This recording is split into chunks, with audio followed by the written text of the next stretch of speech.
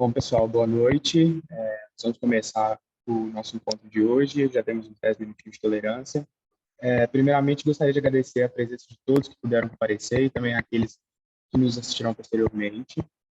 Na noite de hoje, nosso palestrante convidado é o senhor Renato Barbieri. Renato Barbieri é cineasta, diretor de criação da Gaia Filmes, produtora sediada em Brasil. É diretor, produtor e roteirista. Começou a dirigir em 93, na produtora Olhar Eletrônico, em São Paulo.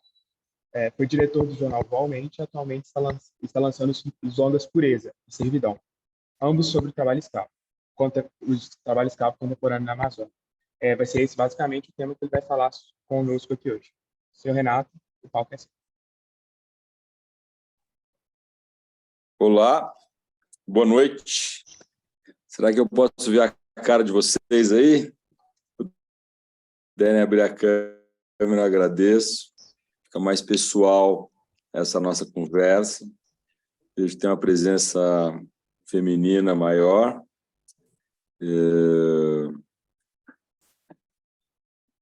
Se puderem abrir a câmera, eu vou agradecer.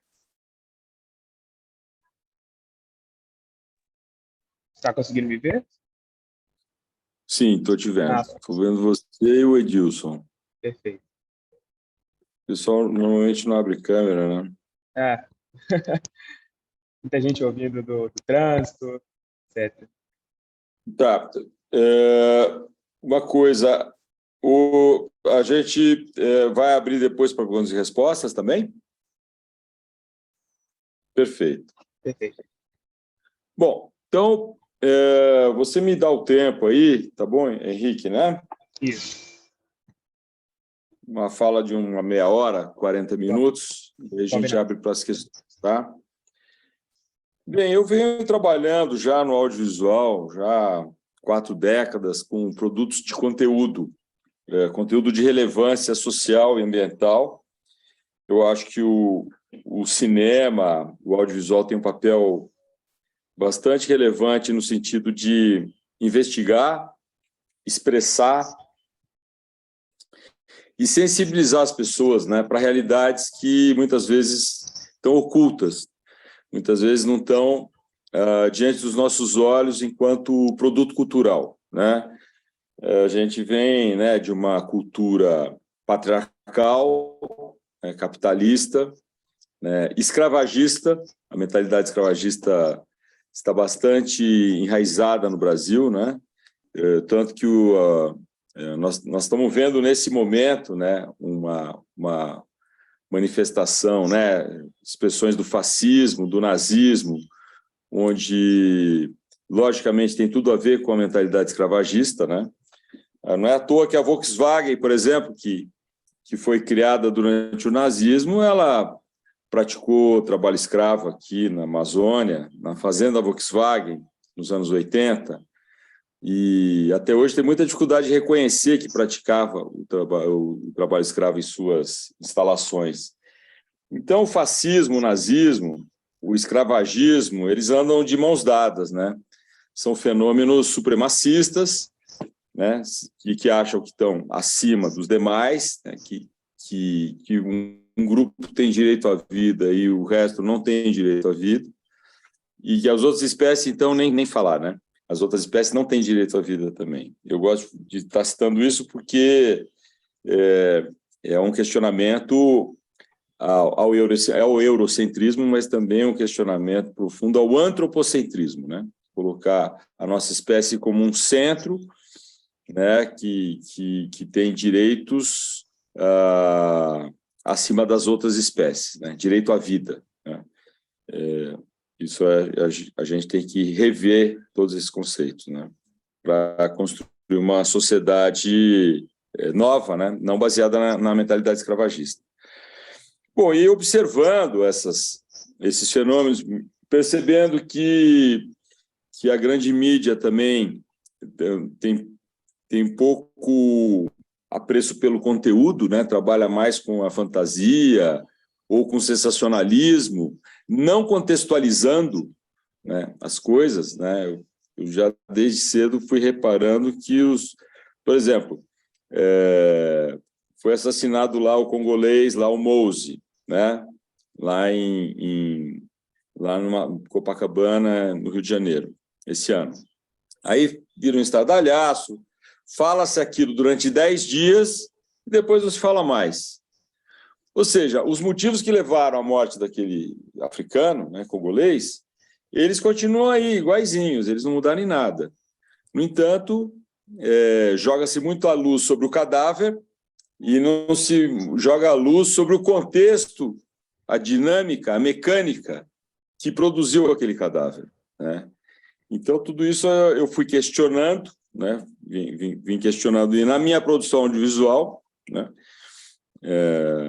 Depois, quem quiser conhecer nossa filmografia, está lá no site Gaia Filmes, Gaia com Y, Filmes. Temos um canal no YouTube, temos um canal, um site com toda a nossa filmografia. Vocês vão poder lá ver. Tem também a Gaia Filmes no Instagram, né? @Gaia Filmes, Gaia com Y. E aí eu fui percebendo essas distorções de como a mídia, né, retrata as coisas sem contexto, sem contextualizar, sem uma perspectiva histórica, né? E eu fui vendo a necessidade de atuar cada vez mais nesse campo de produzir o audiovisual, dando contexto, pesquisando, mergulhando, criando imersão, né? Foi assim que a gente criou o filme Pureza, né? Eu digo a gente porque é uma grande equipe, um filme de longa-metragem de ficção. São dezenas de pessoas, mas de uma maneira direta ali, e menos intensivamente, centenas e milhares de pessoas. Basta ver os créditos finais do filme, que levam 8 minutos para subir, e vocês vão ver lá, todo mundo deu uma colaboração. Então, é uma arte muito coletiva, né, a produção audiovisual, e o filme Pureza, né, que eu realizei com um grande parceiro meu, que é o Marcos Ligoc Júnior, que é um produtor de Brasília. Eu estou em Brasília também, a Gaia Filmes é em Brasília. É uma coprodução da Gaia Filmes com a Ligoc Entretenimento. O Pureza tem o protagonismo de Dira Paz, né? Dira Paz vive Pureza, essa senhora, Pureza Lopes Loyola, é baseada em fatos reais. Por isso que eu queria ver a imagem de vocês, para ver quem que viu Pureza ou não aqui. Mas vocês não estão abrindo câmera, eu vou ficar sem saber. E o filme Pureza, que se passa na Amazônia, né, que já foi debatido aqui na Clínica de Trabalho Escravo da UFMG, a quem, lógico, eu agradeço aqui esse convite de estar aqui com vocês hoje, que tem um trabalho muito sério. Eu fui percebendo que a sociedade brasileira, para grande parte da sociedade brasileira, a escravidão acabou em 3 de maio de 1888. A gente aprende isso na escola, né? A abolição, né, aconteceu naquela data. Só que a gente não aprende, né? Assim, são pontos fora da curva quando ensinam direito, mas, de um modo geral, ensina-se de uma maneira muito equivocada, né? Como se a abolição resolveu o problema da escravidão no Brasil. Quando a gente sabe que no dia 14 de maio de 1888, no dia seguinte, começou a escravidão em sua forma contemporânea, que está até hoje. Nesse momento que nós estamos conversando aqui, existem centenas de milhares de brasileiros e brasileiras escravizados. Esses números são difíceis, porque é um crime, né? Mas na nossa sociedade isso é muito normalizado, entendeu? Torna-se normal. Crimes tornam-se normais na nossa sociedade. Então, a gente normaliza, né? O exemplo clássico, as secretárias domésticas, né? que habitam ou frequentam tantas famílias, né? Brasileiras de classe média, né? De um modo geral, classe média, e que tem hora para começar, não tem hora para acabar. Não tem fim de semana. Então, começa, faz o café da manhã, depois, entendeu, o almoço, limpa, lava, passa, serve o jantar e, se bobear, ainda prepara um chazinho para mim, meia-noite, uma ceia. Quer dizer, é um negócio completamente escravagista. Só que para nós, não, faz parte da família. Aquela coisa, faz parte da família, mas não senta na mesa no Natal, né? está servindo. Então, é um crime perfeito, né? O Brasil, ele comete crimes perfeitos. Quer dizer, o jeito que foi engendrada a escravidão, a mentalidade escravagista no Brasil, foi feito de uma maneira muito engenhosa, né? E que a gente é ensinado a não ver aquilo como um crime, como uma tragédia. E acha que é a vida que segue, porque uns têm direito à vida, outros não têm, né? E assim é. Isso acontece com o racismo também. Nós somos ensinados a ser racistas. A nossa formação, desde que, né, a gente já se dá conta, né, por gente, a gente, quando liga a televisão, está lá sendo ensinado o racismo, não de forma explícita, mas de forma implícita. Então, o que é uma dramaturgia? Sempre o papel do preto ou da preta é de serviçal, é da secretária doméstica, é do chofer, porque sempre é assim.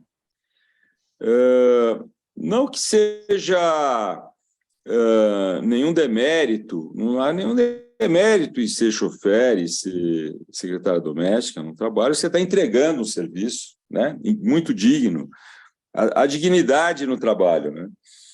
Mas a questão, por exemplo, da dramaturgia é que as secretárias domésticas em uma novela, elas não têm núcleo dramático, elas são peça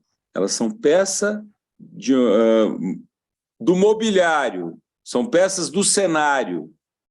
Elas não têm parte na dramaturgia e não têm núcleo. Não tem amigo, não tem namorado, não tem filho, não tem mãe, não tem pai, avô, entendeu? Irmãos, enfim, qualquer secretária doméstica tem tudo isso, né? Tem todo um complexo de emoções, de faltas, de desejos. Nada disso aparece, de um modo geral, né? Existem sempre as honrosas exceções. Mas, de um modo geral, a gente é ensinado de que aquela secretária doméstica, ela não tem vida interior, ela não tem vida própria. A gente é ensinado a pensar assim, que essas pessoas, elas estão lá para servir mesmo. E a gente normaliza com esse pensamento de que aquelas pessoas não têm vida interior própria, né? Não têm sentimentos, não têm frustrações, não têm desejos, né? E assim a gente vai sendo formado, né, numa formação racista. Se você vai ver uma publicidade, né, a publicidade de um modo geral, trabalha com o modelo de beleza da branca, magrinha, loirinha, branquinha, né? Não tenho nada contra as mulheres loiras, brancas, então, todo mundo tem direito à vida. Só que, na nossa sociedade, coloca-se uma régua de modelo de beleza, né? Um tipo, um fenótipo, né? E aí você vai criando o supremacismo. O supremacismo é uma doença grave, uma doença social grave, uma doença psíquica grave. A pessoa achar que ela é superior ao outro, que ela tem mais direitos, né? Que ela tem direito à vida que o outro não tem. Não é assim que faz o capitalismo? Ele não destrói os corpos e substitui por outros corpos. A escravidão trabalhou assim o tempo todo. A escravidão, ela chegava a ter jornadas de trabalho de 18 horas. Muitas vezes o escravizado, a escravizada, quando estava naquele trabalho das plantations, né, do algodão, né, da cana-de-açúcar e por aí vai, essas plantations que formaram muito da riqueza do Brasil, essas jornadas exaustivas faziam que as pessoas morressem com poucos anos de trabalho. Com 10, 12 anos de trabalho intenso, os corpos ficavam exauridos, ela morria, substituía por outras. Então, elas estavam ali para trabalhar. A mentalidade escravagista no Brasil, ela acredita que as pessoas existam para servir essa elite, essa casta. É mais que uma casta. Existe para servir a esta casta. e que elas não têm direito, porque elas existem para servir. Então, é assim que toca a banda no Brasil, né? E aí eu fui... essa ideia... eu não conhecia, eu estava querendo fazer um segundo filme de ficção, eu venho do documentário, sou documentarista, fiz Atlântico Negro na Rota dos Orixás, Cora Coralina Todas as Vidas, uma série que está no canal curto e na Amazon, que chama Conceição Cubo. Enfim, eu trabalho muito com documentário, conteúdo documental, mas fui instigado a expandir minha expressão para a ficção também, e mais recentemente para a animação. Hoje eu trabalho com animação, trabalho com produtos para crianças de 0 a 6 anos, de 6 a 12, porque, enfim, eu acho que as crianças também novinhas têm que receber nutrientes audiovisuais, né, para ter uma percepção do mundo mais rica e mais viva, e não nessa linha do supremacismo, né? E aí a gente fez o filme Pureza. Essa ideia chegou a mim por um fotógrafo chamado Santarém, aqui de Brasília. Ele ficou sabendo que eu estava criando uma história. O Universal já tinha feito Atlântico Negro na Rosa dos Orixás, já tinha feito Terra de Quilombo, Espaço de Liberdade, já tinha trabalhado essas temáticas da escravidão no Brasil, e ele trouxe essa ideia original da Dona Pureza Lopes Loyola, que é uma maranhense, está viva, minha amiga hoje. A gente tem um contato assim muito regular, e ela é todo inspirado na jornada heróica dessa mulher que ousou virar a mesa escravagista patriarcal no Brasil. Eu sempre gosto de botar esses binômios ou trinômios, escravagista, patriarcal, capitalista, andam de mãos dadas. São fenômenos que têm origem no patriarcado, né, que depois ganha muita força esse patriarcado, né, ganha muita força no Império Romano, ganha muita força no Vaticano, quando o Vaticano vai para Roma, né, onde o Vaticano privatiza Gaia em 4 bilhões de evolução. Pela primeira vez na história da evolução, Gaia é privatizada pelo Tratado de Tordesilhas, 1492. Então, eles pegaram uma régua, pegaram o globo, traçaram aquele traçado vertical, e naquele gesto simples de traçar um risco numa régua, eles estavam decidindo ali a vida de bilhões de corpos, se a gente contar não só os corpos humanos, que foram milhões, mas se você contar todos os outros corpos, né, que foram destruídos nas matas, na exploração, né, dos países das Américas, principalmente, né, são bilhões de corpos que foram extintos a partir daquele gesto simples, né, aparentemente simples, do Tratado de Tordesilhas, que foi, então, a privatização de Gaia. Bom, a privatização de Gaia, a privatização do corpo da vida, do corpo terrestre, desse corpo celeste que é a nossa casa, né? Gaia, que é tido como, hoje tem a teoria de Gaia, que é um organismo vivo, né? A gente fica tentando entender o que seria essa consciência, né? Certamente passa pela nossa consciência também, a consciência de Gaia, e onde deu-se início à era moderna, ela começa ali no Tratado de Tordesilhas, dividem o mundo entre as potências europeias, no início Espanha e Portugal, depois vai entrando França, Inglaterra, Holanda, enfim, Itália, foram entrando e foram dividindo o mundo, dividindo a África, né, de uma maneira desastrosa, ocupando, invadindo territórios nas Américas, que a gente aprende na escola que é um descobrimento, quando é uma invasão, né, uma invasão mesmo. Vocês estão em casa agora, entendeu? Daqui a pouco entra alguém, corta seu pescoço, rouba todos os seus bens, sequestra seus irmãos, seus filhos, enfim, foi isso que aconteceu. Né? As pessoas estavam numa rotina, e essa rotina foi absolutamente atropelada da maneira mais violenta possível. Então, foi isso que aconteceu. Mas a gente aprende que foi uma descoberta, né? A gente aprende até hoje isso. Aí o capitalismo nasce aí, na Era Moderna. A Era Moderna e o capitalismo nascem juntos. Quando eu falo de capitalismo, eu queria que vocês não pensassem como um antagonismo o comunismo. O comunismo, ele é antropocêntrico também, ele é desenvolvimentista.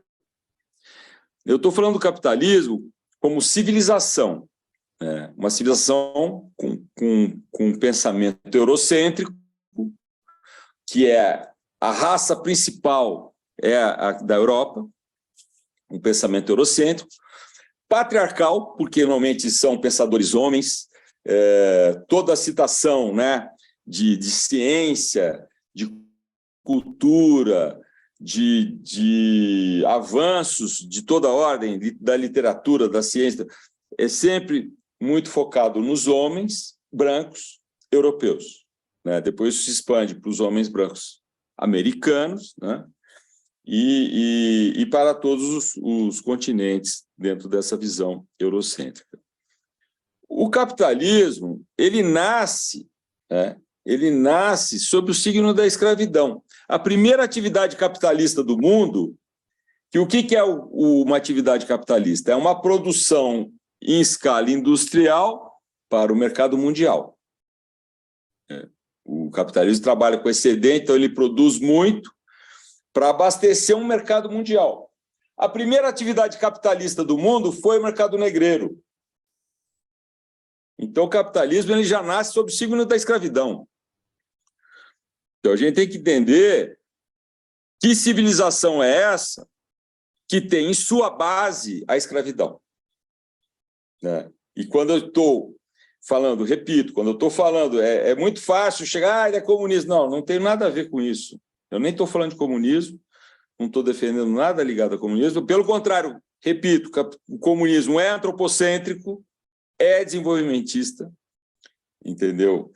Não dá direito às outras espécies à vida, né? A gente fala nos direitos, Declaração Universal dos Direitos Humanos, mas nós temos que falar da Declaração Universal dos Direitos à Vida, porque a nossa espécie, inclusive, vive porque existem outras formas de vida, a biodiversidade. A nossa espécie não teria condições de viver se não fossem outras espécies. Nossa espécie é mais complexa, né? Ela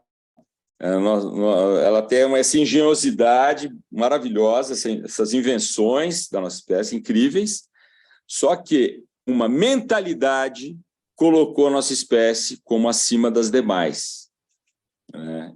E com o direito, né, que as outras não têm, a vida. Então, isso já é uma deturpação. Isso não é um problema da nossa espécie. Isso é um problema do capitalismo. É um problema da civilização. A nossa espécie não tem nada de errado. A nossa espécie criou medicina, tanto os povos originários quanto dentro mesmo desses 10 mil anos de patriarcado. Criou-se muito medicina, conhecimento, soluções, né? Agora, a mentalidade que gerou essa civilização, né, que é uma civilização absolutamente destrutiva, né, é uma civilização que não dá resposta aos desafios do mundo. Hoje, o mundo está derretendo. Nós estamos na década decisiva, que é de 2022 a 2032. O que vai acontecer nesses 10 anos? Nós vamos estar entregando um pacote em 2032 que pode ser os 2 graus acima da temperatura, desde a era pré-industrial. Então, subir 2 graus significa que esses 2 viram 4, que viram 8, porque aí com o derretimento das calotas você diminui a reflexão do sol, que aí aquele calor que vem, ele fica, porque aquela camada branca reflete, devolve esse calor, não fica. Pois bem, tudo isso é um efeito dominó, né, que nós estamos andando a passos largos para ele, para esse abismo aí que é o colapso climático. né? Derretimento dos polos, subida dos mares. Bom, subida dos mares, um grande problema para o mundo inteiro. O que vai fazer as civilizações oceânicas que moram nas costas? Rio de Janeiro, Manhattan e tantas cidades europeias aqui no Brasil e em todos os continentes. São milhões e milhões de pessoas que vão ter que subir para as terras mais altas e vão se tornar milhões de refugiados do clima. Ou seja, nós estamos indo para um lugar completamente inseguro, completamente distópico. E o capitalismo está dando que solução para esses problemas que estão se avizinhando aí? Nenhum. Cadê o presidente da Coca-Cola? Cadê o presidente da Ambev? Entendeu? Cadê as grandes corporações? Cadê os grandes aglomerados de mídia? No que eles estão preocupados e trazendo solução para um problema seríssimo? Não estão trazendo solução nenhuma. Eles estão cuidando do seu lucro. Eles estão cuidando do seu negócio. Sendo que o seu negócio gera emissão de carbono, enfim. É um negócio... O negócio deles está gerando grande desequilíbrio. Está claro que os mais ricos estão gerando muito mais o aquecimento global do que os mais pobres. Só que os mais pobres vão pagar mais caro. Então, um conjunto de inconsequências, são inconsequentes, são, assim, criminosos, estão destruindo a Amazônia nesse momento, né? Esses frigoríficos, grandes frigoríficos que exportam carne no Brasil, eles estão produzindo gado em terras griladas, que foram criminosamente, eram terras da União, que são da União, estão invadindo terras indígenas, e os indígenas mantiveram lá de pé a floresta, estão tirando a madeira, estão fazendo plantação de soja, bota fogo, os indígenas não têm condições de fiscalizar, entendeu? O Estado não fiscaliza, que era obrigação do Estado, e os caras estão produzindo gado em cima da Amazônia, que está sendo derrubada a passos largos. Agora, então, nesse último governo agora, meu Deus, foi tudo para cima. Pois bem, o capitalismo não está dando resposta. Se ele estivesse dando resposta, essas grandes corporations, que têm um PIB maior do que de muitos países, se eles tivessem responsabilidade pela vida, engajamento, preocupação com a vida, eles só têm preocupação com o lucro. Entendeu? Eles só querem saber de ganhar mais. Mas, pô, eles já têm dinheiro para gastar por 50, 100 gerações. Mas eles funcionam assim, numa loucura, numa insanidade, né? E que é isso que a gente vem falando há muito tempo, é a necrofilia. São adoradores de cadáver. Necrofilia é adorador de cadáver. Então, é um grau de doença psíquica, social, num altíssimo nível, né? Isso está acontecendo, né, de uma maneira cada vez mais intensa. A gente tem que pensar que as máquinas, a engenharia evoluiu muito, as máquinas são cada vez mais poderosas. As armas, nossa, agora o Brasil está todo armado, né? Essa propaganda arma, imagino que a Taurus, o quanto que ela não cresceu enquanto capital e tudo, vendeu arma para burro. Para quê? Né? São adoradores de cadáver. Bom, e de outro lado, você tem a necrofilia, você tem a biofilia, são os amantes da vida. Então, a gente vive um grande duelo entre biófilos e necrófilos. Que o que está em jogo é a questão da vida. A vida está em jogo. A vida está em jogo.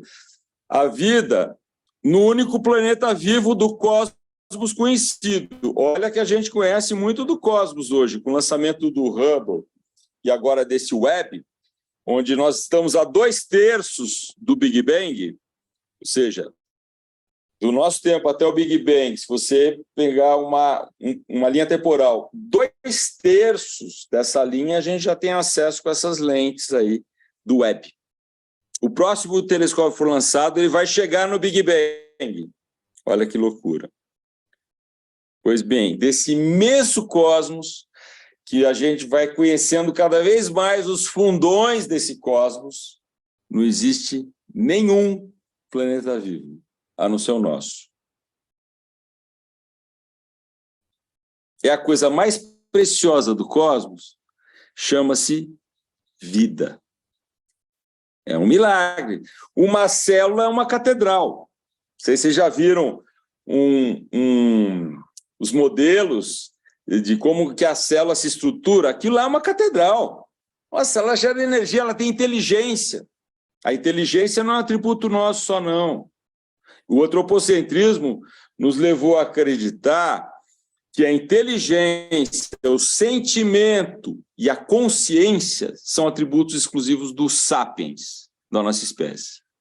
Nessa época lá das navegações, das grandes invasões, a invasão bárbara, quando a Europa invadiu todos os outros continentes, eles discutiam, tinham longas discussões se pretos e pretas, se indígenas, tinham alma ou não.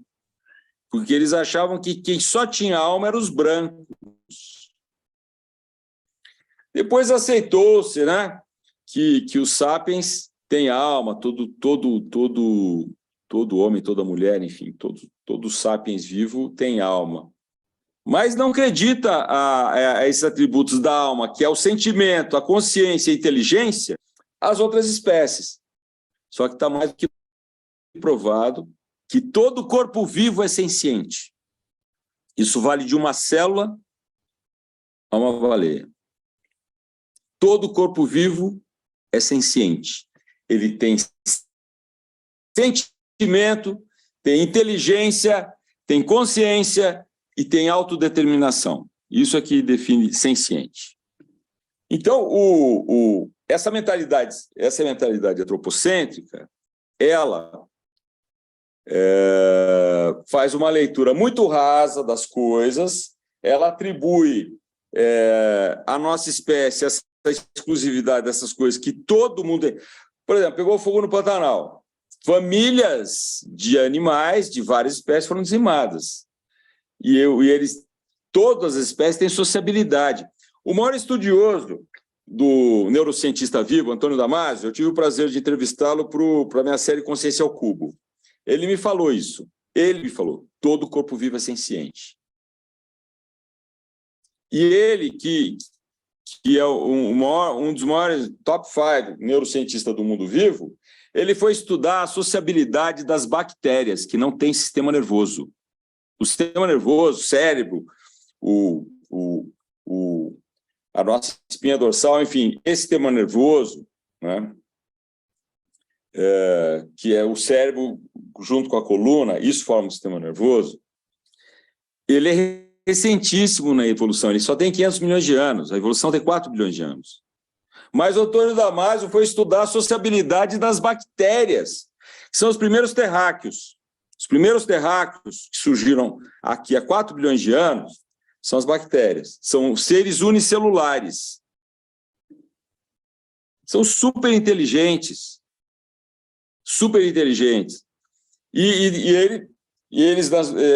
Enfim, os avanços da ciência, imagina, a ciência está indo para o sutil, a ciência está vendo o invisível, e as evidências de que existem duas inteligências. Existe uma inteligência celular, que é uma inteligência da vida, isso vale para o reino vegetal, o reino animal, dos insetos. Tem uma inteligência celular e tem a inteligência do sistema nervoso.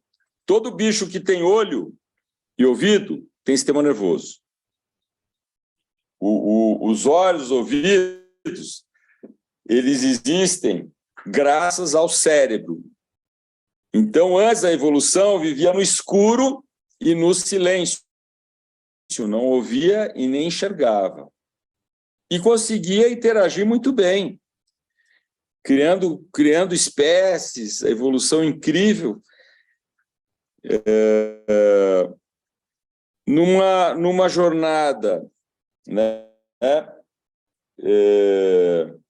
milagrosa, eu diria, milagrosa, porque a vida é o fenômeno mais valioso do cosmos conhecido.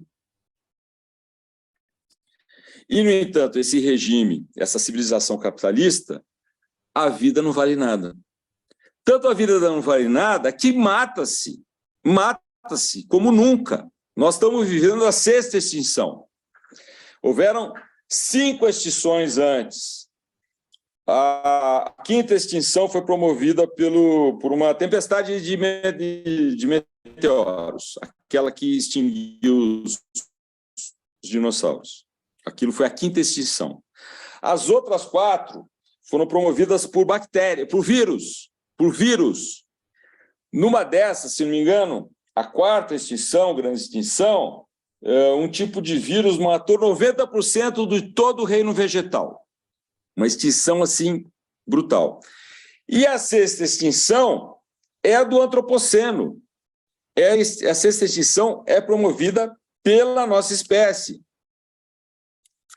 Mas indo direto ao assunto, ela está sendo promovida pelo capitalismo, pela civilização capitalista, que é eurocêntrica, que é antropocêntrica, que é neurocêntrica. Ela usa o cérebro como o corpo é simplesmente a acessibilidade do cérebro.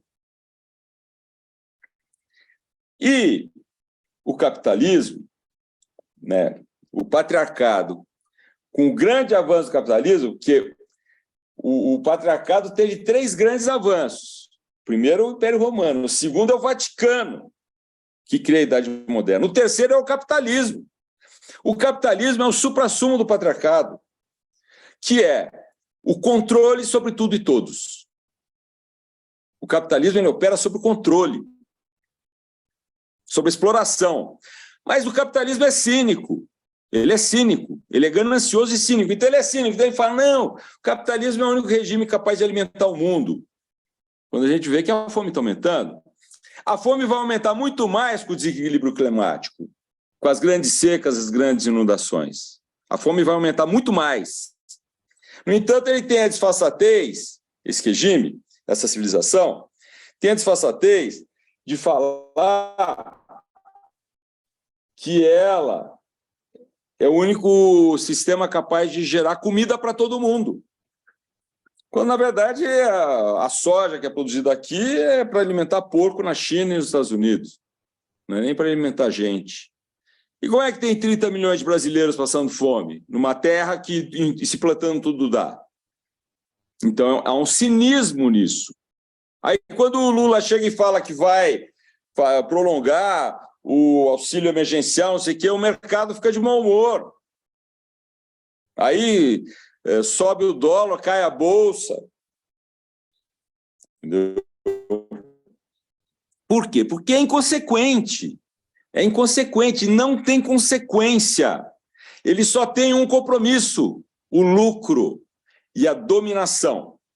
Então, o que nós estamos vendo hoje? Então, hoje o Brasil passou, nós estamos aí há um mês, que nós quase caímos no nazismo. Os caras são nazistas, eles citaram o nazismo, citaram o fascismo, isso aí não tem conversa. É explícito. É supremacista, é nazista. Acabaram com todas as linhas de educação, de pesquisa, de cultura. E agora estão vendo os rombos aí em tudo, na medicina.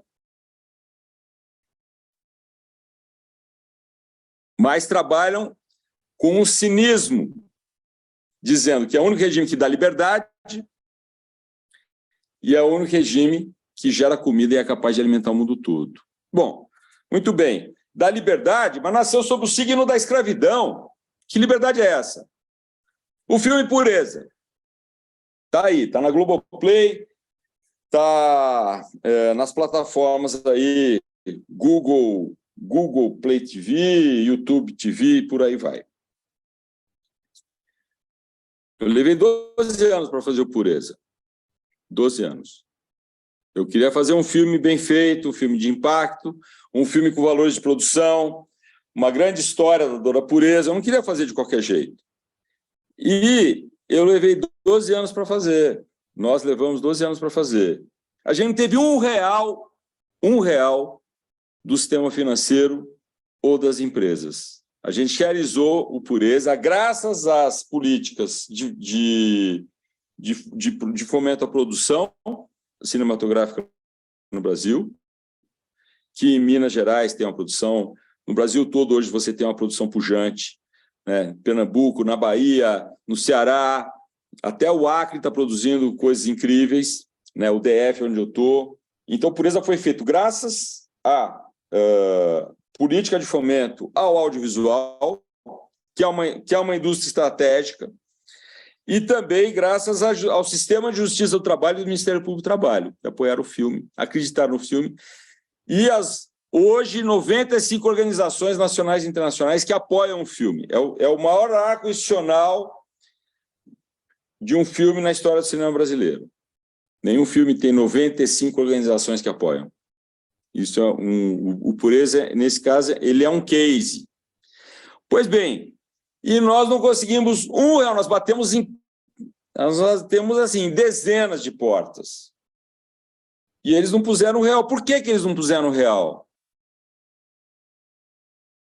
Acho que porque eles estão engajados com a escravidão. É por isso. Eu só posso acreditar nisso, que eles estão engajados com a escravidão. Então, um regime desse vir falar em liberdade, quando ele, na verdade, ele está promovendo a escravidão, cadê a indignação? Cadê a indignação de grandes empresários, dos frigoríficos, bilionários? Cadê a declaração? Fala, isso é um absurdo, a gente tem que parar de destruir a Amazônia, senão o mundo vai derreter.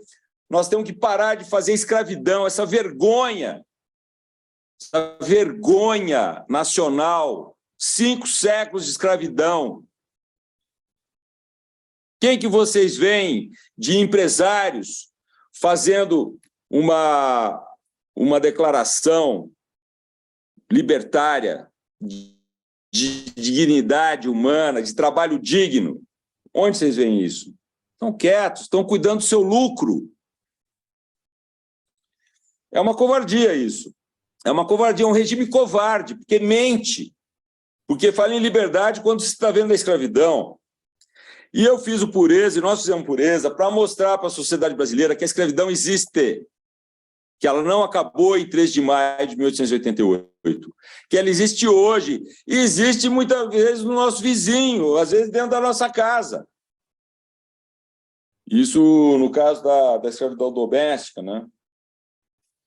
Que o Brasil vai ter que rever isso. Imagina, nós temos que rever isso urgentemente. Quando foi criado lá, quando foi criada a CLT, foi para o trabalhador urbano, não foi para a secretária doméstica, nem para o trabalhador rural. A gente continuou na Velha República. Agora, estávamos na Velha República até agora, quando, se não me engano, foi no governo Dilma, foi criado lá o sistema, carteira assinada, FGTS, recolher FGTS e tal. Pô, foi uma grita. As pessoas não queriam, porque acham que não tem direito. Mas lógico que tem direito. Tem direito. Direito trabalhista, universal hoje. Né? A clínica de trabalho escravo aqui deve discorrer muito sobre isso, com certeza.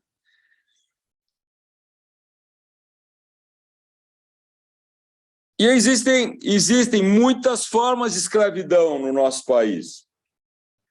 Muitas formas de escravidão. A escravidão mais evidente é essa mesmo, que o filme Pureza trata, que é aquilo que está tipificado no artigo 149 do Código Penal. São 4 textos, 4 parágrafos, enfim, que tipificam o que é uma escravidão contemporânea. escravidão por dívida, né? A pessoa vai lá no armazém, tem que comer, tem que botar uma bota, porque não dá para ficar descalço no mato, tudo preço acima do mercado. Chega no fim do mês, o trabalhador está devendo. Ele não ganha R$1. Ele vai ter que trabalhar para pagar a dívida, escravidão por dívida. Depois tem as jornadas exaustivas, são essas de muitas horas de trabalho, né? Completamente desumano, antiprodutivo. As horas designadas, né, pelas leis trabalhistas para trabalho são aquelas que permitem você ter um descanso, que repõe as suas forças, para no dia seguinte você estar legal para trabalhar, estar forte. Mas os caras não estão nem aí. Eles querem resultado rápido. E que se dane o outro.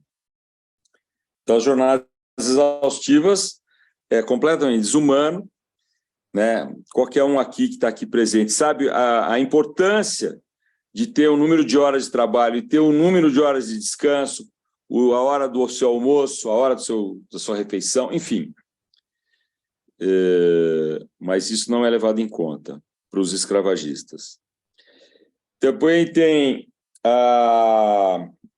condições degradantes, ou seja, eu tive entrevistando trabalhadores, entrevistando inspetores do trabalho, auditores fiscais do trabalho, com relatos dramáticos de que os trabalhadores não podiam beber água do gado. Aquela não pode, aquela é do gado. Os caras tomavam água da pior qualidade, água barrenta. Eu tive muitos relatos assim, de pessoas que eram tratados muito pior que os animais. Grandes fazendas de gado e nem um osso para aqueles trabalhadores. Ou seja, uma mesquinharia em alto grau, né? Uma coisa miserável, né? Então, são ricos miseráveis, que geram miséria, porque são miseráveis. Quem gera miséria é miserável. Entendeu? Então, é isso. O Brasil é um país riquíssimo, por um lado, e uma nação miserável, né? Milhões de brasileiros e brasileiras passando fome. É uma vergonha, né? É uma vergonha. Então, tem a escravidão dos corpos, né? Mas a gente está vivendo também, porque junto com a escravidão é um pacote de maldade, gente. Junto com a escravidão vem a desvalorização. Tira o nome da pessoa. Os africanos e africanas que vinham tinham nome, tinham sobrenome. Nome e sobrenome. Muitas vezes o sobrenome era a nação. Fula, né? Fanti-Achante, enfim, tem várias denominações de sobrenome. Chegavam aqui, perdiam o nome, eram batizados por nome cristão, né? Esses nomes bíblicos, né, que a gente conhece tão bem no Brasil, e o sobrenome, enquanto estava lá no armazém negreiro, ele não tinha sobrenome. Aí, quando vinha um senhor de escravos para comprar, ele ganhava o sobrenome do senhor. Então, eu perdi o nome, perdi o sobrenome, não podia, perdi a língua, era proibido falar a língua entre eles, era proibido, eles tinham que aprender o português, perdi a língua, perdi a religião, era proibido rezar os seus deuses e deusas, os orixás, no caso dos Yorubá, né? Os encantados, enfim, os indígenas aqui do Brasil, que tinham lá todo o seu panteão também, eram considerados fetiche, superstição. Então, junto com a escravidão, vem a morte do conhecimento, que chama-se epistemicídio. Então, ele caminha junto.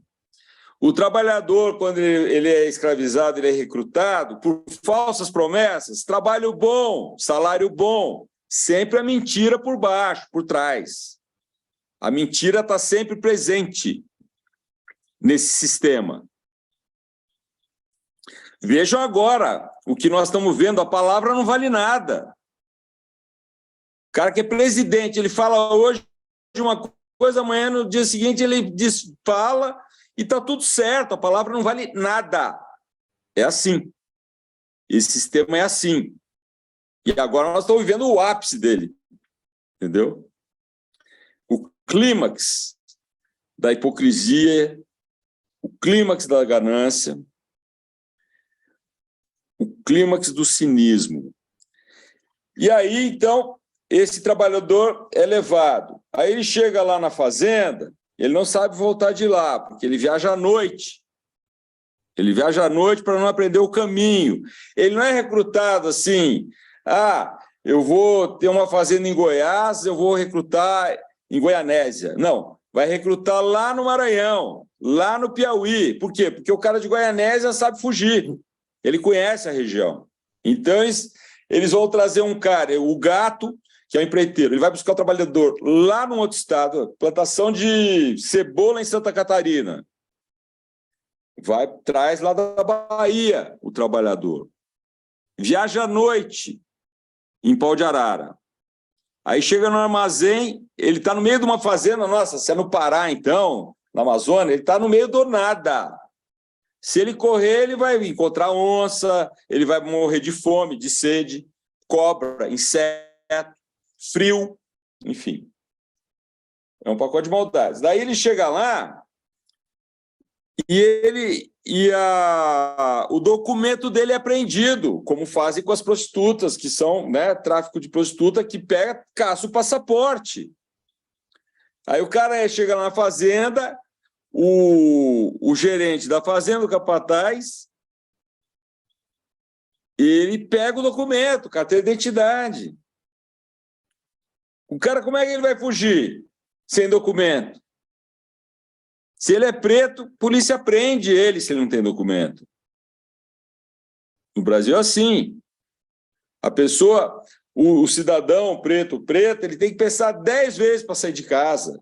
Porque se ele é pego sem documento, se ele é pego não sei o quê, ele não pode correr na rua. Porque se corre, pega ladrão. É porque está fugindo. É um negócio incrível, porque é como se as pessoas não fossem tratadas como cidadãos, cidadãs, então são apátridas dentro da sua própria pátria. É isso que está acontecendo. Então, tudo isso é o pacote da escravidão, que vem junto com o racismo, né? Que vem junto com a humilhação, com o constrangimento, com o desvalor e com a morte do conhecimento daquela pessoa. Para ela se sentir um nada. Então, nosso regime, nossa civilização, é uma civilização que derruba as pessoas. Vejam vocês, isso acontece com cada um de nós, o quanto que a gente é derrubado. Porque não vale nada, porque tirou nota baixa, porque não é o primeiro, uma civilização que valoriza a perfeição, quando não existe perfeição no cosmos, senão não haveria evolução. Não existe perfeição no cosmos. No entanto, o regime, essa civilização, ela cultua a perfeição de algo que é inatingível. Então, aí você já se derruba. Por quê? Porque você está correndo atrás do inatingível. E isso vai te derrubando, vai te minando. Vai minando suas energias, vai minando sua confiança, vai minando a sua beleza. O escravizado, ele vai ficando feio, degradado. Aí ele se olha no espelho, ele se acha horrível, mal alimentado, humilhado.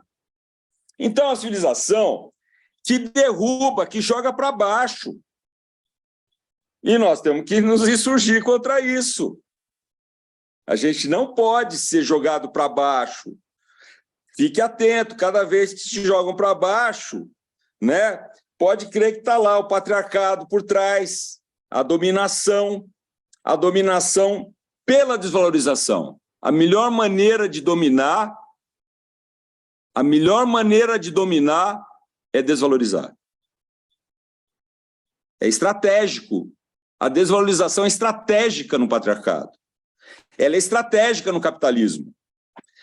Não é o capitalismo, né? A gente não ouve todo dia, o ser humano não vale nada. O ser humano é um erro, porque agora não precisa mais trabalho, porque as máquinas fazem as coisas. As máquinas fazem as coisas. Então o ser humano virou um estorvo, porque nem para o trabalho ele serve mais, porque as máquinas já fazem. Então agora vem essa onda. O ser humano é um erro mesmo. Isso você escuta todo dia, 10 vezes por dia. Nós somos um erro.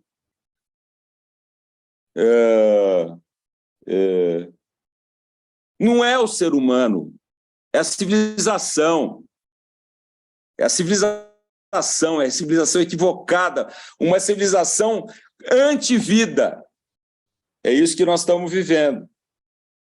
Uma civilização onde a morte é banalizada porque a vida é banalizada. A vida não vale nada. O que vale é o tesouro e o controle. O controle do subsolo, o controle do serviço, o controle dos corpos. Controle dos corpos. E hoje a gente vê a escravização das mentes.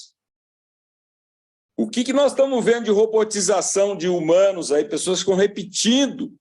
Estão vendo esse fenômeno aí, na frente dos quartéis, né?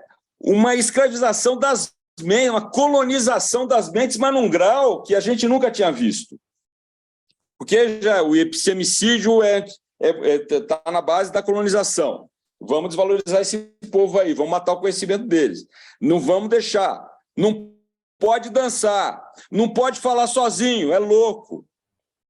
Eles são tão engenhosos que eles colocaram um intermediário entre nós e nós mesmos. Você não pode falar com você, porque se você falar sozinho, você é louco. É lógico que você pode falar com você. Você tem que se escutar. Você não pode só se escutar em pensamento. Você tem que se escutar em voz, a sua voz falando com você mesmo. No entanto, é louco quem faz isso na nossa civilização.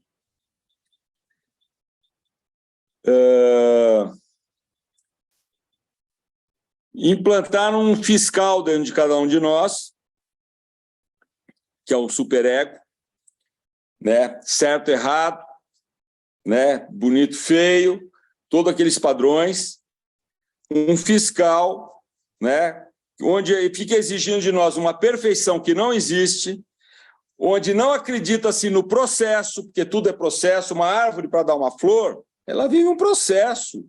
Para dar o fruto, ela vive um processo. Não é assim, estalou o dedo, virou flor, estalou o dedo, virou fruto.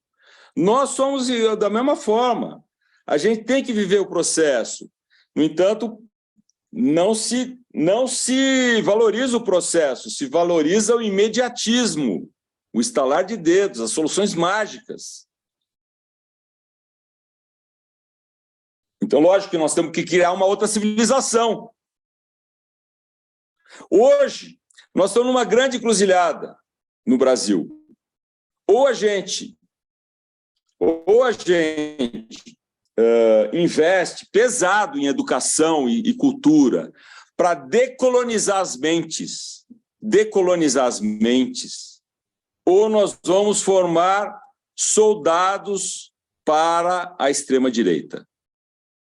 O que nós estamos vendo aí hoje nos quartéis são soldados, homens e mulheres, que a extrema-direita está usando. Aquilo é bancado por agrobusiness, aquilo lá tem churrasco, tem banheiro químico, enfim, não é acampamento de sem teto, não. Não tem preto, tem uma classe média ali,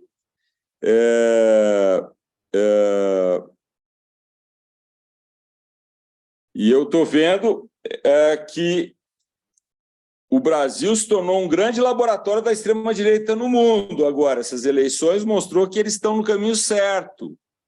Eles conseguiram 58 milhões de votos, perderam por 1%. Só não ganharam porque o cara é um paspalhão, dava um tiro no pé por dia, com orçamento secreto, com os bilhões que saíram aí para comprar voto, para auxílio emergencial tampão ali, absolutamente para comprar voto, mas o uso das tecnologias e o uso da lavagem cerebral como método deu muito certo. Conseguiram um resultado incrível, entendeu? Quase levaram o Brasil para a extrema-direita, quase agora, assim, de uma vez, que aí vai de embrulho tudo, Supremo, aí acabou os três poderes, aí a grana chega rasgando, nomeia, já era. Só que a gente não pode ficar pensando que a gente só vai, daqui 4 anos a gente vai ver de novo. Não, agora virou uma política, virou uma atividade cotidiana. É a política do corpo, a política da consciência, a política da solidariedade. É a política da decolonização, do decolonial, de descolonizar as mentes, de descolonizar o patriarcado. O patriarcado é um negócio que nos é enfiado desde que a gente nasce, na escola. A escola, gente, tudo bem, estamos aqui dentro da UFMG. A escola tem que entender qual a origem da escola. A escola nasceu como da mesma linguagem de exército. As salas de aula são batalhões. Só que o capitalismo ele não precisava mais de soldado com arma só. Ele precisava de soldado para a indústria. Então as escolas vieram para produzir soldados para dar conta, contabilidade, entendeu? Um monte de coisa, produção de texto, um monte de coisa. O capitalismo estava precisando, não era só arma e braço e soldado. Isso no tempo do Império Romano, sim. A grande produção era de soldado. Quanto maior o seu exército, mais domínio você tinha. No capitalismo já virou outra coisa. As regras mudaram. É muito mais complexo. Bom, gente, eu acho o seguinte. Eu dei um pontapé inicial aqui. Vou abrir para perguntas. Eu já estou falando há mais de 1 hora, eu acho. Falando há 1 hora. Deu quase isso, mas está tranquilo. A gente tá gostando, o pessoal está gostando bastante nos comentários. Eu já anotei algumas coisas aqui para eu mesmo perguntar, mas vamos abrir para o resto, pessoal. Alguém quer começar com a leva de perguntas? Alguém tem alguma pergunta a fazer para o senhor Renato?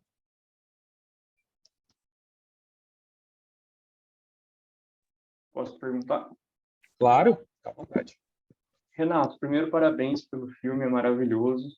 Não sabia que tinha levado 12 anos, bastante tempo. Mas tem um tema agora assim que eu tenho estudado nos últimos tempos quanto ao filantrocapitalismo, que seria a nova filantrocapitalismo, que tem sido realmente o ponto assim que eu queria saber se você tem alguma pretensão, uma ideia de tentar levar isso em questões de filmes, porque é bem interessante, né? A direita ela traz a ideia de pregar a sustentabilidade, o respeito de direitos humanos, aumenta o valor de mercado, ganha prêmios internacionais, nacionais, e, em contrapartida, ela investe em ações que não respeitam direitos humanos, como trabalho escravo. A gente tem a questão dos garimpos no norte, no nordeste, em alguns casos, entre outras violações de direitos humanos notórias, enquanto essas empresas estão aí ganhando prêmios, né? Boa, vamos mais uma? Vamos pegar umas 3 assim? Pode ser? Fechou, tranquilo. Mais alguém tem aí alguma questão a fazer? Alguém no chat? O chat o pessoal comentou bastante, né? Deixa eu dar uma olhada aqui. A Caroline, ela colocou aqui, eu acho que ela esqueceu o ponto de interrogação, mas é uma pergunta. Ótima aula, sem dúvida vivemos em um país de cultura escravagista. Como nós, pessoas não detentores do capital, podemos ajudar nesse combate, uma vez que podemos não estar sujeitos a condições análogas a de escravo, mas estamos sujeitos à filosofia capitalista e agora da extrema-direita, que está muito bem financiada. Quem perguntou isso? Foi a Caroline Kawahara. Caroline. Isso. Mais alguma? Se ninguém quiser fazer, eu tenho algumas aqui.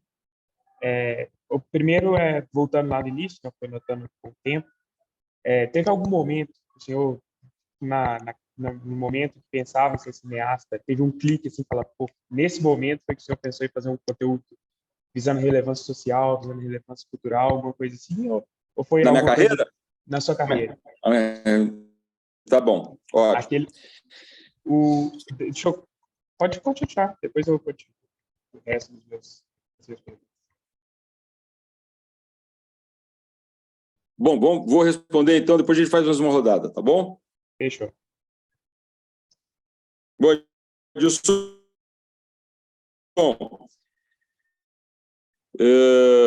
a filantropia, hoje, ela tem muito a ver com a era moderna. Ela já é um problema ali do acúmulo de capital. Eu costumo dizer que o capitalismo, eu venho da psicologia, o capitalismo ele é a idade anal, é a retenção, é o acúmulo, a retenção. Então, o capitalismo ele tem muito a ver com a idade anal. Eles se acham muito sérios, mas eles estão presos na idade anal ainda do Freud. Tá? Tem a fase oral, a fase anal, depois tem a fase fálica, enfim. Então, o capitalismo... E aí, o que aconteceu? Com aquele acúmulo de riqueza, Companhia das Índias, as grandes fortunas que começam a surgir com o capitalismo, né? Com o tráfico negreiro.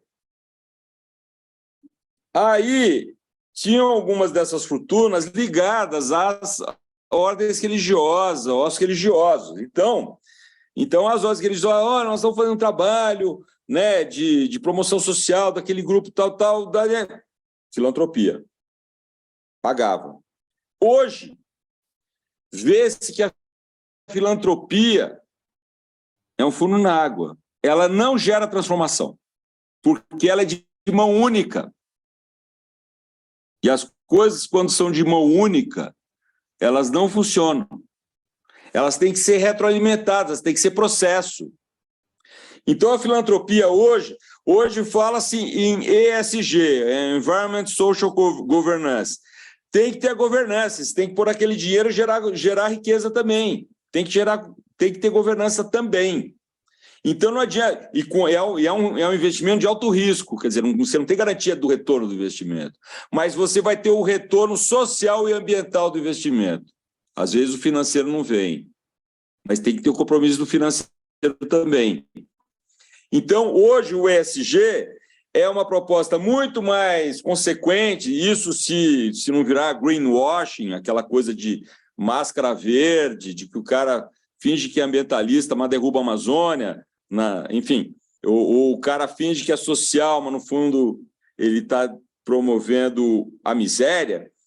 Então, hoje, o ESG ele é uma alternativa muito mais consequente do que a filantropia. A filantropia está fadada a acabar, porque ela não é consequente. O tiro dela é curto. A Caroline faz uma pergunta. Sabe como é que a gente ajuda? Sabe qual é o maior bem hoje? O maior bem, o que mais vale hoje, mais que ouro, mais que petróleo, mais que tecnologia, sabe o que mais vale hoje? Sabe qual o bem mais valioso hoje? Alguém arrisca dizer? Terra, talvez. Fala. Hã? A terra? Não, o bem mais precioso hoje, dentro desse capitalismo, estou falando, né? A gente está vendo a civilização capitalista. O bem mais precioso é a atenção. Onde você põe sua atenção, você está pondo o seu tesouro. Se a gente resolve tirar a atenção de um determinado canal de televisão, no dia seguinte ele acaba, ele vira pó. Os impérios existem hoje, Facebook, Instagram, redes de Netflix, existe porque existe a atenção. O dia que a atenção nossa não estiver lá, eles viram pó. Então, a gente tem que, primeiro, o nosso maior tesouro é a nossa atenção. Nossa atenção é presente, é o tempo presente. A gente nunca está com atenção no futuro ou no passado, entendeu? A atenção, ela é presente, enquanto poder, capital, é um capital. Então, Então, onde você botar a sua atenção, você está pondo a sua maior energia. E a energia, e cada um de nós, veja bem, a gente foi ensinado que a gente não vale nada, que a gente é um erro, que a gente é fruto do pecado. Isso em Minas é muito forte, né? O catolicismo foi muito forte, porque o ouro teve que criar uma força religiosa para diminuir a ambição e não sei o quê, entendeu? Senão não vai ter ouro para todo mundo. Então, põe ouro para ser adorado lá no altar. O ouro tem que ser adorado, ele não é para ser pego. Quem pega no ouro são lá os senhores. Então, o ouro ele foi colocado no lugar da adoração, no altar da igreja.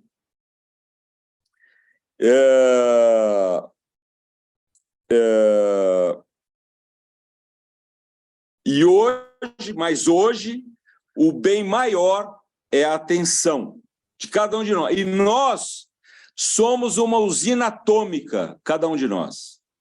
É uma potência. O melhor exemplo que eu dou é da Dona Pureza.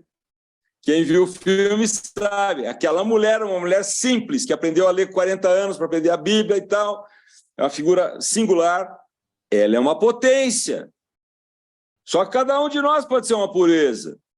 Ela tem amor, ela tem coragem. Ela é movida pela... Ela é uma heroína não de capa e espada. Ela é uma heroína da coragem e do amor. Então, os nossos corpos foram sequestrados para a escola. A escola, o primeiro lugar para... Assim, vamos fazer o seguinte, vamos organizar isso aqui. Esses corpos desejantes livres é muito perigoso, a gente não vai ter controle. Como é que nós vamos controlar? Senta todo mundo aqui, virado para a lousa, só responde o que lhe for perguntado. Então, houve o sequestro dos corpos. Só cabeça. Matemática, física, história, só cabeça. Não tem corpo. O corpo é a acessibilidade da cabeça. Ele só existe para levar a cabeça até onde tem que ir. Leva para a escola, leva para o trabalho, mas o que importa é a cabeça. Um corpo desejante, um corpo sentimento é um perigo. É selvagem, como é a vida. A vida é selvagem. A vida é incontrolável. Por quê? Porque a vida quer expandir, a vida quer mais, a vida é curiosa, a vida quer ter prazer. E aí, no lugar do prazer, põe a dor. Entendeu? Então houve um sequestro dos corpos, houve um roubo dos sentimentos. Nós fomos ensinados a não sentir. Homem que é homem não chora. A dificuldade dos homens em exprimir os sentimentos é imensa. Os homens morrem muito mais cedo que as mulheres. Minha mãe tem 94 anos. Todas da geração delas são viúvas. Os homens já morreram. Morreram por quê? Porque o homem é biologicamente mais fraco que a mulher? Não existe isso. O mais forte, mais fraco, não existe. São potências. No entanto, o homem não pode exprimir o seu sentimento. E aí ele morre mais cedo. Porque o sentimento é a linguagem da vida. Todo corpo vivo tem sentimento. Então, a gente tem que, sim, se conectar aos nossos sentimentos. Isso é revolucionário. Você sentir o que de vera sente, porque nós fomos ensinados a não sentir. Olha, eu passei por pureza em vários lugares. A gente fez dezenas e dezenas de sessões sociais, mais de 70 sessões sociais, salas cheias e tal, e presencial. E as pessoas reagem. Quando a pureza pega lá a foice, se o Narciso vier, ela vai cortar o pescoço dele, enfim. As pessoas reagem. E onde as pessoas menos reagiram foi nas sessões de universidade. Porque nas horas de sentir, sabe o que as pessoas faziam? Eu observei bem. Prendiam a respiração. Ou seja, onde vem o sentimento, prende a respiração. Então, nós fomos ensinados a não sentir. E o sentimento é a coisa mais preciosa que cada um de nós tem. O seu sentimento é o melhor lugar que teu corpo quer ocupar, é o teu sentimento. E nós fomos... E é corpo-sentimento, não existe sentimento sem corpo e não existe corpo sem sentimento. Com essa cisão da cabeça, com essa estratégia de domínio, que é jogar tudo para o cérebro, cerebral, viramos uma cultura mental, porque você não pode exprimir o sentimento, o que você vai fazer com essa energia toda? Aí nós viramos seres mentais, com excesso de mental. E aí tem muita terapia, tarja preta, muita droga para dar conta, muito álcool, enfim, tem que dar conta desse mental. Por quê? Porque o sentimento não tem fluidez, não tem expressão. Só que a coisa mais importante do sentir é expressar o que você sente. E ao expressar o que você sente, você se empodera. Há uma magia aí também, há um empoderamento. Então não é para expressar o sentimento, porque não é para se empoderar. Uma sociedade do controle, uma sociedade do domínio do controle. Não é para se empoderar, então não é para se exprimir, para se expressar. A escola é um lugar do conhecimento, não é o lugar do sentimento. Pois bem, mas a escola tem que virar o lugar do sentimento. A escola vai ter que se transformar, a não ser que ela queira fornecer soldados para a extrema-direita, soldados robóticos para a extrema-direita. Então, Caroline, há muito o que fazer. Cada segundo, onde está a nossa atenção, tem poder. E é onde você está pondo o seu poder. Ou você está alimentando seu algoz, entendeu? Ou você está alimentando sua libertação. Onde você vai botar o seu poder, onde você vai botar a sua atenção, é que você vai fortalecer o que te fortalece, o que te faz bem, ou você vai fortalecer o que te enfraquece, o que te faz mal. E quanta gente não joga muita energia naquilo que a descarrega, a enfraquece, que se joga para baixo. Então a gente tem que estar muito atento, não fazer as coisas que te derrubam, fazer as coisas que te elevam, que carregam a tua energia, tua vontade de viver. É o contrário do patriarcado, tá? E o clique, Henrique, sim, ele se deu em 1985, quando eu fiz um filme Do Outro Lado de Sua Casa, que é um filme sobre os deserdados na cidade de São Paulo. Eu morava em São Paulo nessa época, sou paulista, estou em Brasília há 27 anos, vim para Brasília por opção, trouxe a produtora, a Gaia Filmes, já tinha ali em São Paulo, trouxe para Brasília para produzir conteúdo mesmo. E quando eu fiz esse filme, Do Outro Lado da Sua Casa, onde eu fui investigar o sentimento, porque eu morava em São Paulo, à noite, às vezes, eu via um saco de lixo preto na rua, aí eu me aproximava, não era um saco de lixo, era uma pessoa. Falei, cara, estou confundindo uma pessoa com saco de lixo. Uma pessoa está no lixo, né? Aí, às vezes, eu achava que era uma pessoa, era um saco de lixo. E eu falei, cacete, e essas pessoas, elas sentem ou elas perderam a capacidade de sentir? Tem uma vida lá dentro delas. Aí eu fui saber, eu fui conversar com elas, eu saí da minha bolha e fui lá fazer contato com elas, com essas pessoas que moram na rua. E aí eu descobri essas malucas, entendeu? Porque não dão conta de tanta pressão, e principalmente quem está na rua, é muita violência, enfim, é muita desproteção. E esse filme, ele é um filme que toca as pessoas, porque mostra que as pessoas são não só sensíveis, são geniais. Como cada corpo vivo é um milagre, é genial. E aí esse filme ganhou prêmios, virou o filme do Betinho, irmão do Enfio. Ele tinha um programa Cidadania na TV Cultura. Eu não conhecia o Betinho, mas ele conheceu o filme. Aí ele se apossou do filme, ele passava o filme de semana sim, semana não, era um programa semanal. Cansei de ver o Doutor Lado da Sua Casa no programa Cidadania. cidadania do Betinho. Aí eu falei, quer saber? É o que eu quero fazer. Eu quero fazer coisas que toquem a sensibilidade das pessoas, que gerem empatia, entendeu? Porque você pode gerar empatia em quem não tem empatia pelo audiovisual, pela literatura também, pela arte. Mas, falando do meu métier, que é o audiovisual, o Pureza eu descobri juízes do trabalho que não tinham empatia com trabalhadores que estavam empatia pelo Abel, que é o filho da Pureza, e pela Pureza, chorando. E aí eu descobri que é possível despertar empatia em quem não tem empatia pelo audiovisual. É incrível, né? Um poder incrível de tocar ali no coração, na alma, a pessoa se toca, ela chora. Eu nunca vi tanto homem chorar, viu? Sério, como no fim de sessão de Pureza. Incrível. Porque o homem chora de vez em quando, né? Eu já vi homem chorar, lógico, mas é um aqui, outro ali.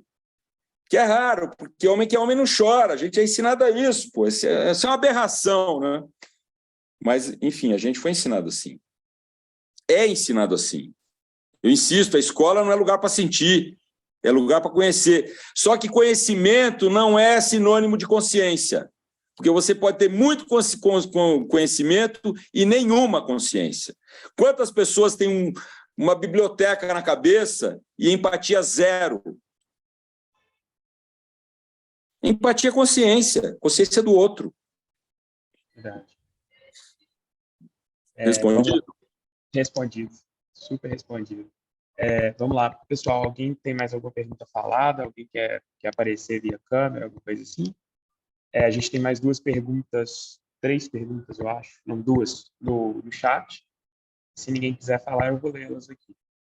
Alguém se habilita?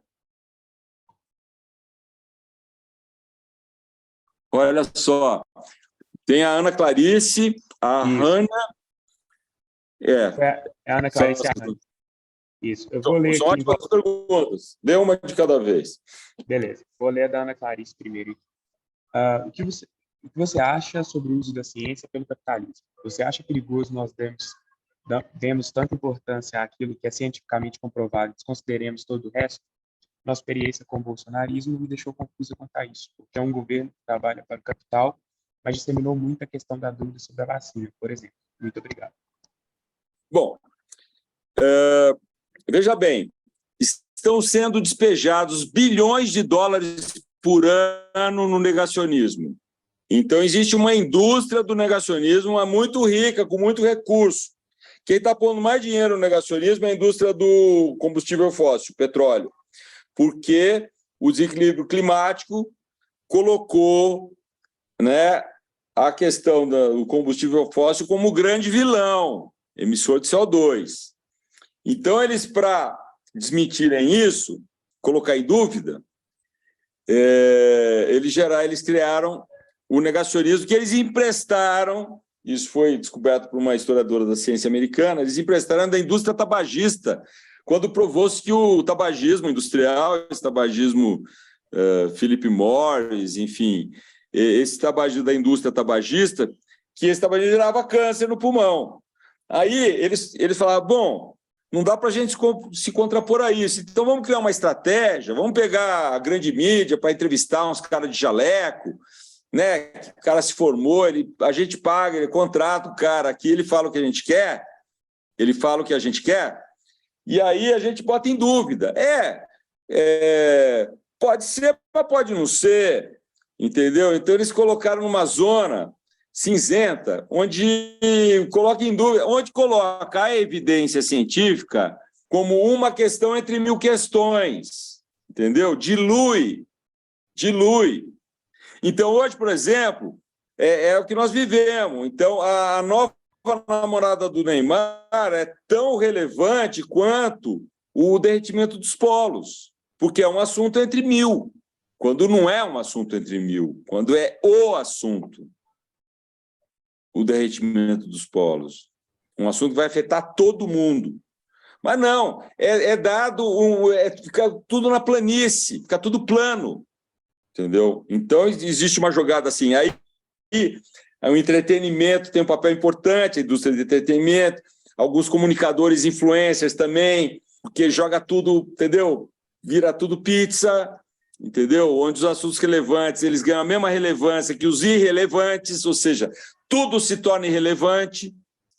Então, agora, eu acho, Ana, que eu fiz até um dos episódios do Consciência ao Cubo, são 5 episódios, tá? De 45 minutos. É uma série que está indo muito bem, assim, muito assistida, porque é muito do nosso tempo, fala muito do nosso tempo. E o 4º episódio chama-se A Consciência na Ciência.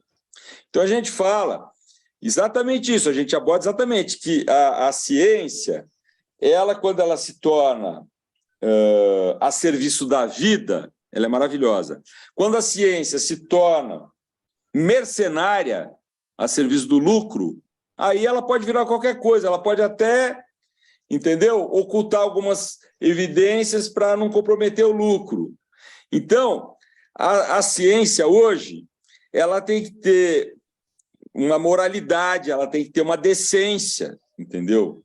E eu diria que a comunidade científica hoje, de um modo geral, ela está muito convergente. Você não vê grandes celeumas, grandes questões, polêmicas. Você não vê polêmica em relação à questão climática. Porque o pessoal da meteorologia está conversando com o pessoal das outras... Porque, vamos dizer, a matéria mais complexa é o clima, né? Porque ela envolve N matérias. E essas N matérias estão em convergência, elas estão chegando às mesmas conclusões. Então, não há, hoje, na comunidade científica, grandes polêmicas. O que existe é nesse âmbito do negacionismo, onde bota lá falsos cientistas, bota o jaleco no cara, dá status de autoridade a ele, pela mídia, midiaticamente, dá status de autoridade, o cara vira uma sumidade, entendeu? Tudo que ele fala, as pessoas escrevem, quando, na verdade, o cara estava fazendo um jogo completamente dúbio ali para entreter o público, uma coisa de circo mesmo. Mas a ciência ela tem que ficar muito atenta, hoje, para sair do antropocentrismo, do eurocentrismo, né, de que só existe essa ciência que nasceu lá na Europa, porque os povos originários fazem ciência há milênios. Observatórios estelares, astronômicos, medicina, tecnologia, você vê os povos originários em todos os continentes. Só que essa ciência, vamos dizer, considerada com C maiúsculo, que é ocidental, que nasce um método científico, ele tem muito do Ocidente, né? Nasce no Ocidente, na Europa, ela tem que levar hoje em conta a ciência dos povos originários, porque o que hoje, enfim, o pessoal, por exemplo, que fala a questão da chuva, da floresta, que as florestas são essenciais para a questão do clima, os povos originários já sabem há muito tempo disso. Então, precisou-se de séculos para chegar a essa conclusão, a nossa ciência ocidental, né? Quando os povos originários já estavam vendo, né? Já estavam vendo lá atrás. O chefe Seattle falou: não vai, olha, agora que acabar a comida, você não vai comer dinheiro. O chefe Seattle falou isso lá no século XIX, né? Aquela carta maravilhosa. Então, nós temos que incorporar os saberes milenares dos povos originários como ciência, dar status de ciência a eles também. Tem que trazer para a universidade esses saberes. Tem que botar no painel do clima da ONU esses saberes.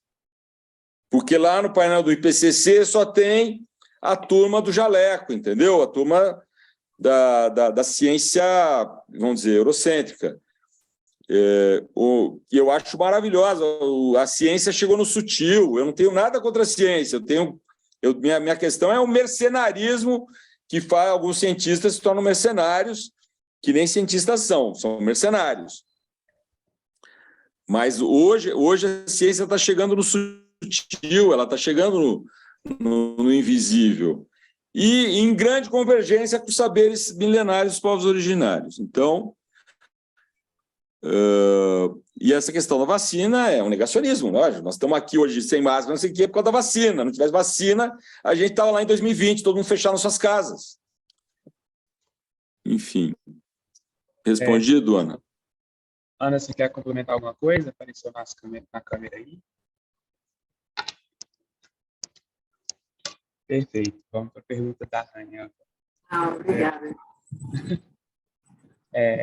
A Rania perguntou assim: qual o maior desafio, na sua opinião, de realizar uma produção cinematográfica de verdadeira denúncia de problemas sociais, como pureza, enquanto o mercado é cada vez mais voltado ao lucro? Pois é. É muito difícil, por exemplo, entrar na Netflix, entrar nessas redes, muito, muito difícil. Se eu chegar com um projeto de ficção, onde eu mostre os corpos pretos como corruptos, entendeu? Crime organizado, eu vou ter muito mais chance de emplacar do que eu levar um projeto onde não tem o racismo dentro dele. Pelo contrário, tem o antirracismo. Então, ao mesmo tempo que elas são voltadas para o lucro, elas são voltadas para um tipo de mentalidade que ensina o supremacismo, que ensina o racismo. Embalado de afeto, como diz o Gessé de Souza. É o racismo embalado de afeto. Porque tem lá o sentimento, o herói, ao mesmo tempo que ele é um criminoso, ele sente amor pela filha, enfim. Então tem todo um embalo, né? Embalado de afeto é o crime embalado de afeto. Então, o que as pessoas fazem hoje? Quais são as séries essas grandes séries que são feitas aqui hoje no Brasil, por exemplo? Quantas delas são decoloniais? Estão a favor de uma decolonização das mentes, decolonização do supremacismo de qualquer espécie, não é só o supremacismo racial ou de gênero, né? Tem o racismo também de espécie, as outras espécies não têm direito à vida. Supremacismo de espécie, que vende a ideia de que nós somos, de fato, a única espécie que tem inteligência e que as outras não têm direito a nada. São imbecis.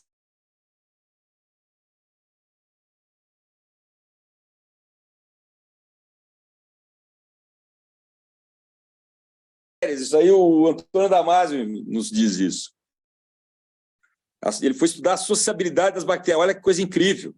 Então, o negócio é muito mais mágico, muito mais milagroso, muito mais permeado de afeto em todos os corpos vivos do que a indústria. Ela ainda... Bom, você vai ver os grandes filmes aí, os grandes filmes de Hollywood, por exemplo, você vai ver. A maioria é uma fantasia, não está tratando do nosso tempo, não está tratando das urgências do nosso tempo, sendo que o real, ele é mais rico que a fantasia. O real, ele é mais rico que a fantasia. A gente acha que a fantasia pode criar o que você quiser, só que o real não para de nos surpreender. Ele é muito mais surpreendente. Veja essas eleições agora, olha o roteiro disso. Que roteirista ia ser capaz de escrever essas coisas que aconteceram? Entendeu? Muito mais criativo o real do que a fantasia.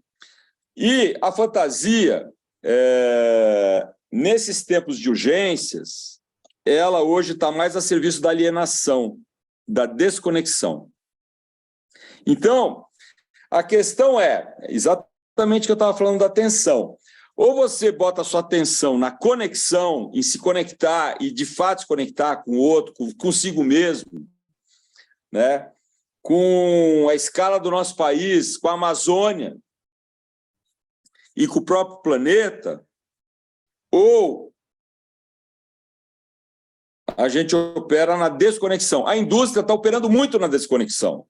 Até porque a desconexão é mais fácil você controlar aqueles corpos. Os corpos desconectados, eles são mais facilmente manipuláveis.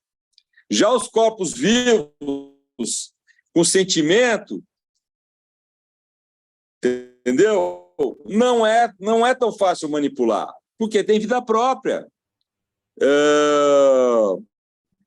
Por outro lado, o Pureza, para alguns críticos de cinema, da grande mídia, eles falaram, isso não é arte. Por quê? Porque o Pureza não é um filme cult. O Pureza é um filme feito para a população em geral. Eu quis atingir a classe rica para ela saber que existe a escravidão e que ela é corresponsável. Eu quis atingir a classe popular, a classe mais pobre, porque ela é vítima dessa escravidão. Ela tem que ficar com o olho aberto para não cair numa conversa do gato, de falsa promessa, de salário bom, de emprego bom. E eu trabalhei nessa transversalidade social e cultural. E isso para esses críticos, isso é considerado... Não é arte. Um deles escreveu isso. Isso não é arte. Bom, mas a régua dele de arte é do cinema cult. O cinema cult é um gênero. É um gênero. E não é o gênero. O que é o cinema cult? É um cinema de elite. É elite, tem toda elite cultural, tem na favela, tem no gueto. Elite cultural tem na prisão. Qualquer lugar tem elite cultural.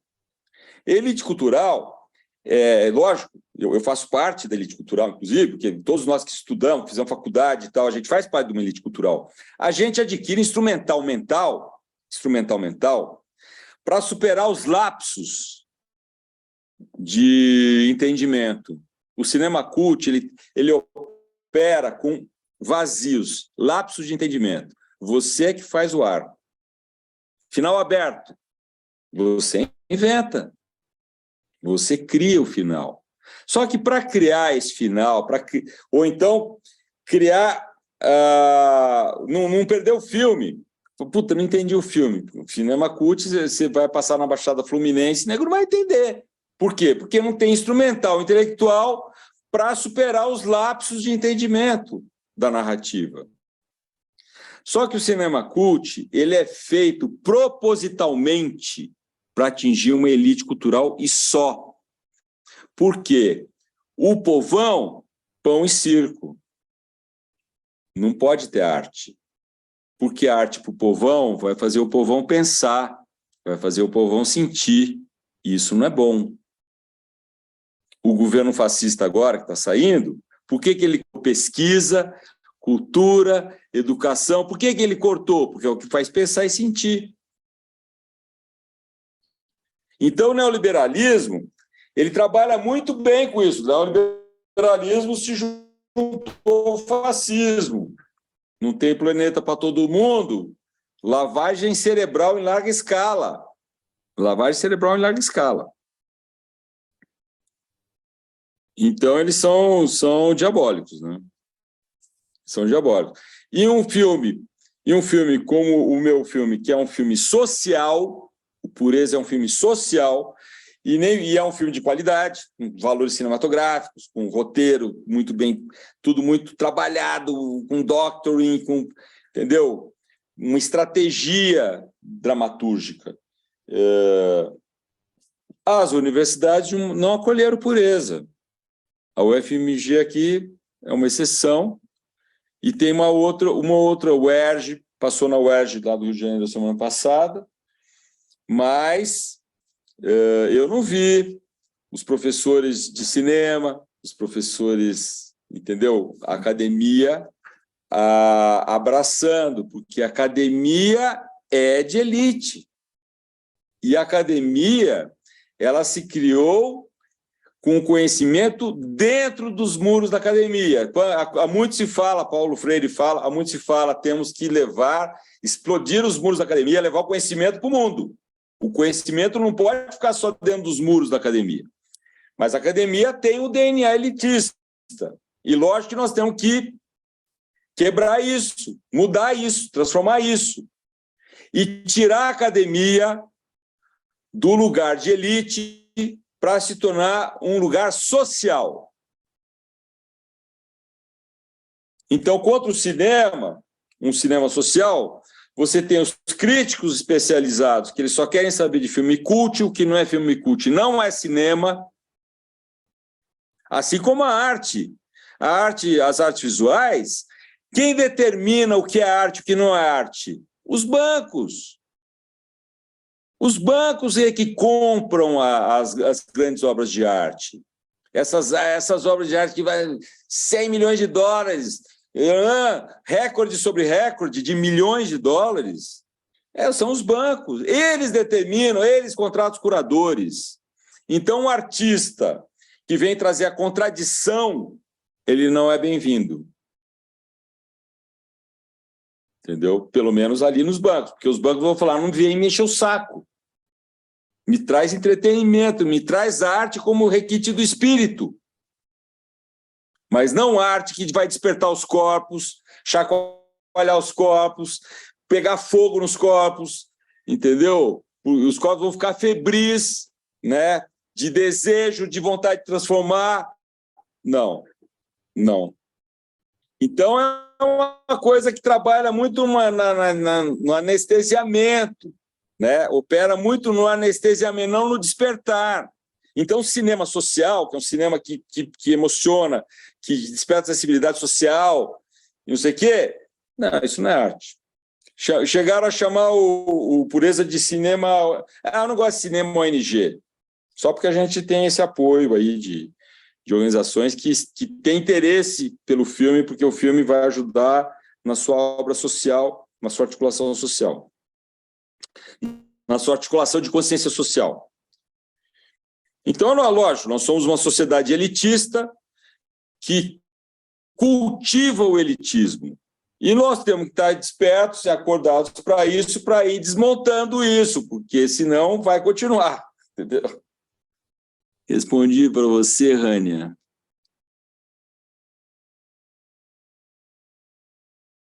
Perfeito. Mais alguém tem alguma pergunta? Alguém tem algo a acrescentar? A Rania acabou de responder, dizendo que foi respondida. Perfeito. Então, senhor Renato, muito obrigado. Foi uma ótima reunião. O pessoal gostou bastante. Vários comentários, o pessoal contribuiu, participou. Queria agradecer mais uma vez pela sua participação e pode pedir uma despedida do senhor. Coloquei todos os links da Gaia aqui, da Gaia, do rede social, do Linktree deles, de vocês. E agora, fica à vontade. Bom, obrigado. Então, foi ótimo. Foi muito inspirador aqui estar com vocês.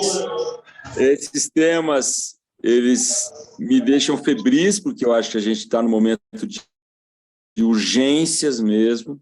Eu abandonei todos os meus projetos que são...